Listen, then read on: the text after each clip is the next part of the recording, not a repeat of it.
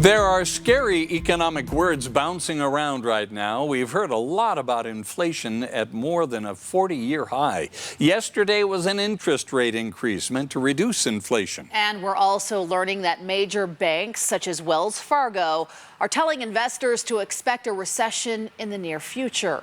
We asked Fox 13 News anchor Max Roth to go in depth tonight on the implications of a potential recession on you and your family. Max, what did you find out? Hey, Kelly, you know, recessions by definition are negative. Sometimes they result from a bubble bursting, like the tech recession of the late 90s, or the Great Recession with the housing bubble in the late aughts.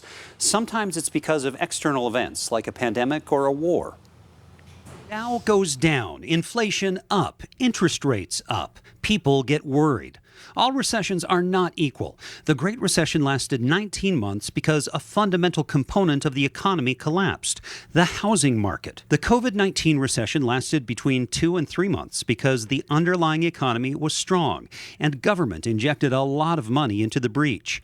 It ended after we heard a whole lot of messages like this about spending stimulus money in April of 2020. If we don't need it right now, if it's not something we have to use for our immediate expenses, where do we want to make a difference? If we are facing a recession, it would happen as the result of several factors: inflation and the effort to control it by raising interest rates, international disruption from the Ukraine war and the ongoing pandemic, and an aging population not replacing itself in the same numbers. That last issue of aging is more fundamental to the economy, and it may explain more why worker demand is part of what's driving inflation.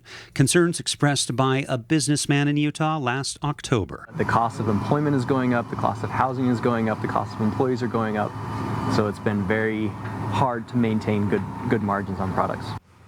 A lot of stress on the economy there. So if we see a recession, it would center on affordability rather than on the lack of jobs. Now, it is a seeming contradiction we're looking at right now, but one that we come back to again and again in history. Economists struggle with it. To make goods and services less expensive, you have to make it harder to borrow money. Live in the newsroom, Max Roth, Fox 13 News, Utah.